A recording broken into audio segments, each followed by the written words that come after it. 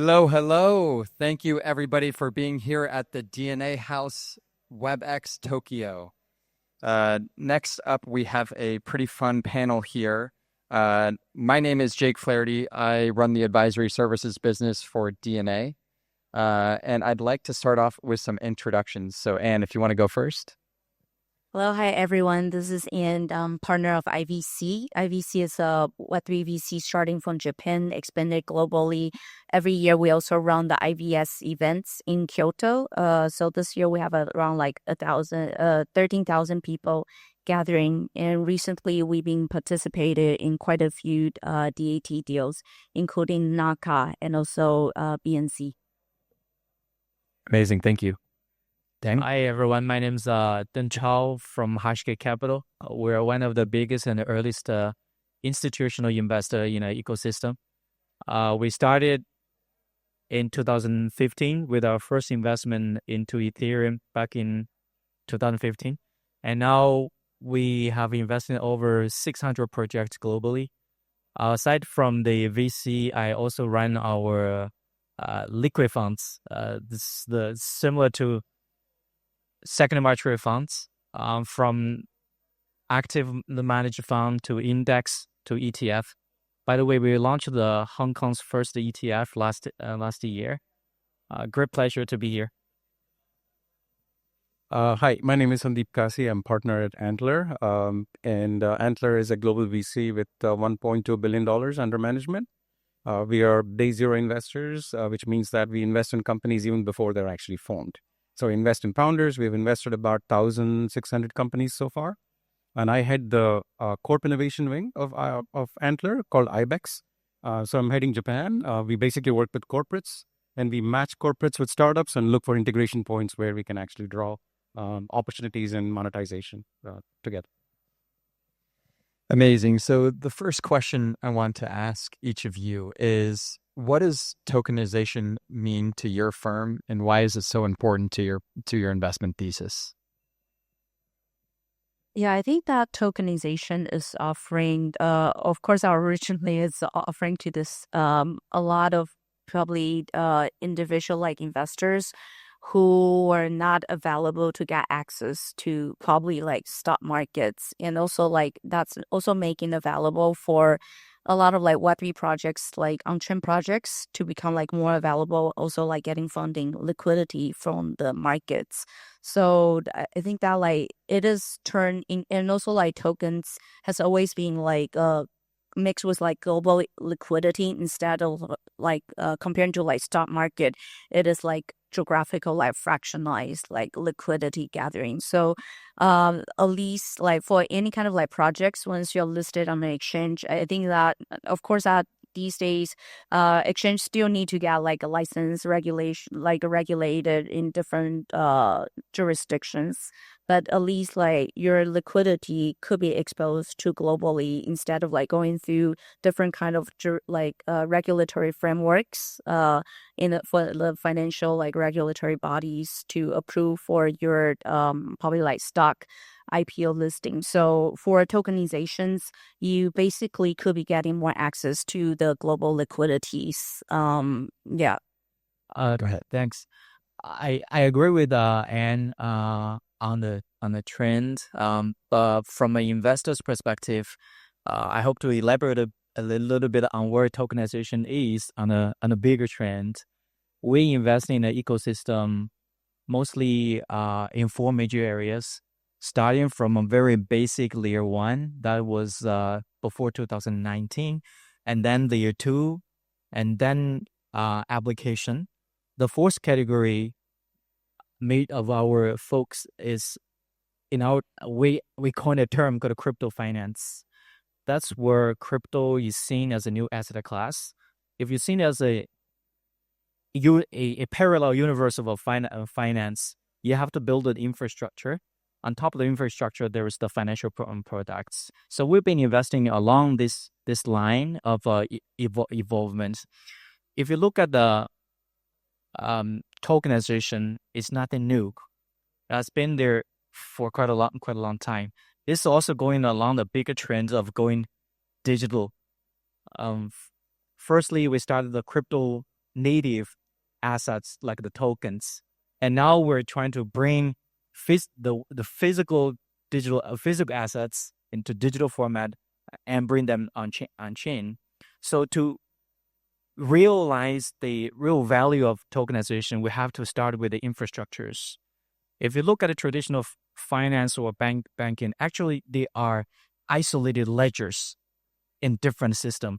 The banking has their ledger, the stock exchange have their ledger, the clearinghouse settlement firms have their own ledgers. But if we put all these transactions into one global ledger, and that will bring benefits, including more efficiency, lower cost. That's where the trend is going, and that's where we are investing into the bigger and bigger trends. I recently listened to a podcast. I don't want to say the name. One of the hosts asked a question about how big can tokenization be. The answer from the guest is that it can be as big as gold. I don't think that should be the correct answer. It should be much bigger. With first Bitcoin, when Bitcoin was started, is targeting the monetary system, but now with tokenization, it should be bigger. First, we start with stock. Then we can go with fixed income, like what we're doing in Hong Kong. So that we're trying to tokenize money market funds. And if you zoom out, the potential is way bigger than gold itself. So I will stop here. I think to answer the question, we have to talk a bit about Japan. Japan traditionally has been pretty bad at VC. And traditional VCs here are mostly corporate VCs that invest on their will, which normally means that you need to find strategic value within the company. Otherwise, there's no investments. So from Antler's perspective, we're looking at tokenization as a means to disrupt the investment criteria for startups. So we want to tokenize everything. As the heading says, we want to basically tokenize capital markets. We want to enable startups to raise money through tokens rather than go to a traditional VC. And there's a lot more opportunities in Japan to do that because Japan's economy mostly is two sectors. If you really look at it, it's deep tech and it's gaming and anime and manga. And these are assets that are prime for tokenization. So from our perspective, we are actually going after those as the predominant markets for us. And we think that we can disrupt the local ecosystem. And mainly we want to disrupt the venture capital in Japan. So you each talked about a theme of, almost creating the bridges for traditional finance to start making these investments into Web3. It feels like Wall Street has started to turn the corner and started to really make investments into this Web3 world as it relates to DeFi. How do you anticipate the change to really happen to where significant investments really start coming in and it becomes the new norm for people to be investing in a DeFi way? In DeFi way or a tokenized way, I guess. Okay. Yeah, I think ever since Trump was elected as president, his administrative has been clearly stating to be supportive for crypto, especially starting from Bitcoin. Last year he was already showing at the Bitcoin conference, and this year he wasn't there presently himself. But both of his son, Eric Trump and also Donald Trump Jr. were actually presented, and also the Vice President Vance were also presented at the Bitcoin conference in Las Vegas this year, and they were all conveying the message from Trump that first he will be putting out the Stablecoin Act, which is the Genesis Act that was just passed a few weeks ago, and the next one he will be making, it's on his mandate that he's trying to make Bitcoin into a long-term asset class that is could be if it's going through the Congress and also legislative passing the bills, it could be they are planning to do like a Bitcoin Act in a way that to make Bitcoin as a like a part of the collateral for the USD like issuance going forward in the future. So this is because of like his policies, and also like this is the movement he's trying to push going forward, and we have like more DAT coming out. And back in like few years ago, like people like, even though MicroStrategy has been around like for many years, but it only started like people start paying attention to this field about like the digital asset like treasury starting about like 2 months ago. This is the reason why we participated for the Nakamoto deals. The founder himself, like David Bailey, he is also the crypto advisor to President Trump himself. And he structured the deal in a way that the DAT is not just like becoming a Bitcoin treasury, but he will be consolidating all his like the Bitcoin Inc., which is the Bitcoin magazines, and also the conference, and also the UTXO, which is the hedge funds, into the Nakamoto show. So DAT, I think at the beginning, like for the past like few weeks, like you hear a lot about DATs, but a lot of traditional investors, including like Wall Street, they probably think that this is not long-term like a sustainable solution. It could be like Web3 trying to move to Web2, playing tricks and probably getting more leverage from the stock price in order to get probably more profitabilities. But we are just seeing that going like for the upcoming like probably like for the past like few weeks, in a few months, there were actually still deals such as we did another one. It's originally called Vape, then changed the ticker to BNC. It's the first BNB treasuries stocks, and was participated by like Binance CZ himself as a like anchor investor, along with one of the major like Chinese mining groups. So and also like with some of the Wall Street. So we started seeing that like institutions started like participated for these like digital asset like treasury like stocks as a first steps. And also they have been participated for a lot of like ETF for the past like at least like two years already. So this is the like a flow of trends that you start seeing like Wall Street institutions participating in the crypto space for the like probably the underlying asset that they see within a certain kind of values. So I think that DAT is structured in a way, in a more delicate way. So it wouldn't be just like, oh, you buy a show company, the underlying stocks, it's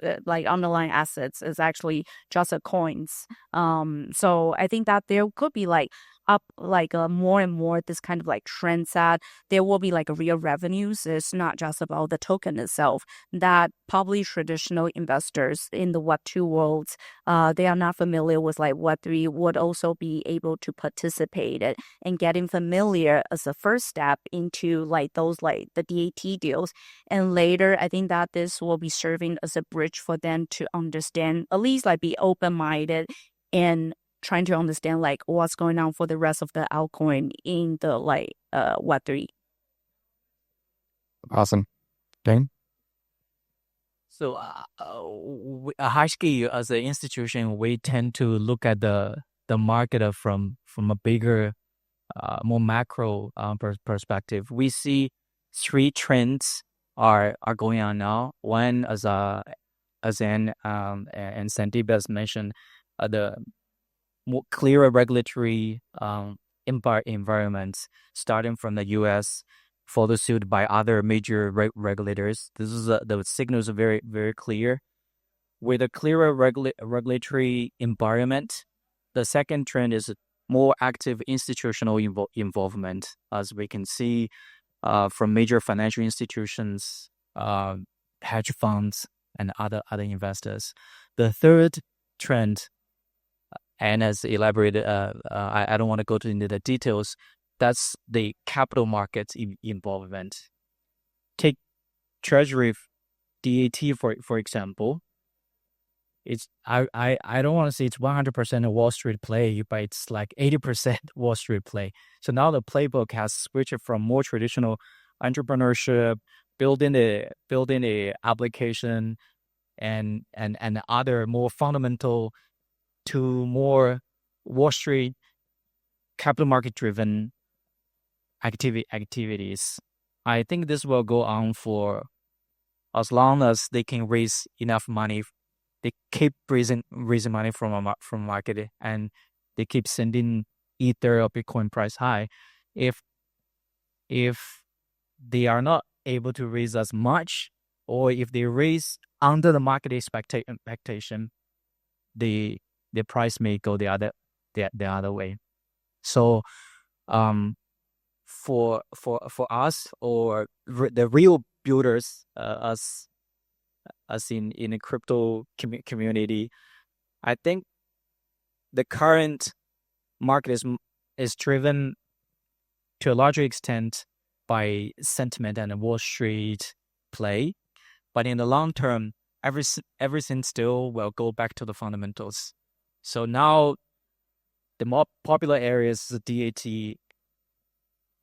ETF is no longer popular, but there may be new products or new strategies coming up.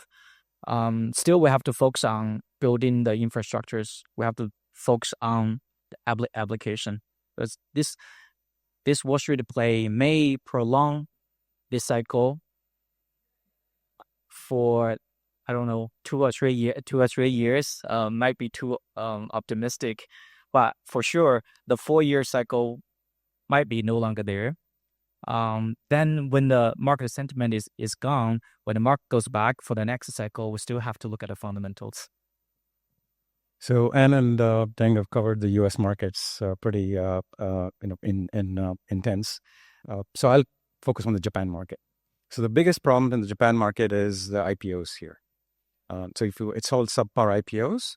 The reason being that they can't raise the next round, Series C, Series D. So instead of raising the next round, they do $50 million, $10 million IPOs. There is a secondary market in that perspective. So the secondary market from a capital perspective, let's not talk about Wall Street. Let's talk about the Japanese stock exchange. The opportunity here is to tokenize the secondary market, and at the same time go upstream and tokenize even the Series A and Series B. And I'll give you a case in point. There's an Antler company called Wingbits. Wingbits is basically, they've launched a satellite, and the satellite tracks. You have a antenna that sits on top of your home, and it's tracking all the satellites. All right, airlines. Sorry, and it's compensating through tokens, through Wingbits tokens.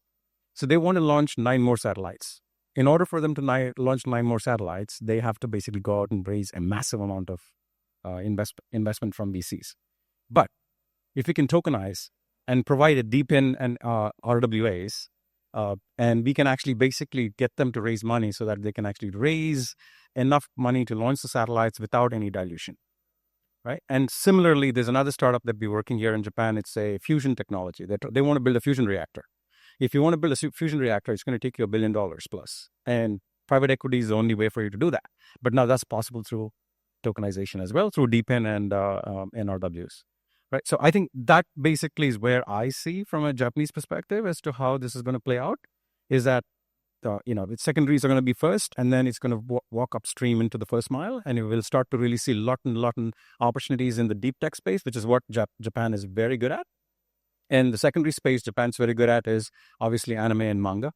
And it's got its own issues in terms of how to raise money for those characters and those animation that you need to build on. And I think those are great opportunities for Japan to actually contribute through tokenization. So we will see a lot more deep tech opportunities coming out of Japan through tokenizations, a lot more anime and IP that's going to come out of tokenization. So I see that disrupting the Japanese stock exchange. Sandeep, I appreciate your context on the Japanese market. I want to talk more about the theme that you guys talked about, these treasury deals. It seems to be the hot thing on the market right now. I know us at DNA, we're working on something like 8, a single time. I want to get your take on how long you think this will last, and if you do think it's going to last a while, how do you think it's going to change? What do you think it's going to look like a year or 2 from now? As I just mentioned, I think that this DAT trend will not last for that long because if you just have the underlying assets, sooner or later, I think the Web2 traditional investor will be figuring out that there's no real revenue because like the old way that because I was an investment banker background, so back then you look into when you're evaluating a stock to buy, you look into the revenue, you look at the profitabilities, you look at their margins, PE, PB, or EV over EBITDA, any kind of these kind of valuation to evaluate a stock price. But when you have a stock that only have a PB instead of there's never there's the financial statement, you only have the balance sheet, you don't have an income statement, the revenue is always zero. So I think the DAT model, you still need to be figuring out a way that you are still yielding a real revenue. Whether you are structuring a DAT that, for example, if you are staking, if regulatory is allowed, whether you could be moving your underlying assets to be doing some of the liquid farmings or liquid stakings, and that will be yielding the extra yields, then that will be making kind of the sense. And Bitcoin as a digital assets, it could be serving as a digital goats. That's what MicroStrategy is doing. But as for Naka, it is they are also integrating some other of their business line that is providing the real revenue. So I think in the shorter term, if you're doing just a pure DAT without a real a revenue generation ability, without any yields, it's probably not going to be sustaining. So I think that there are just so many DAT going on right now in all over the world right now. So in in Asia's in Japan, you have already a few DAT.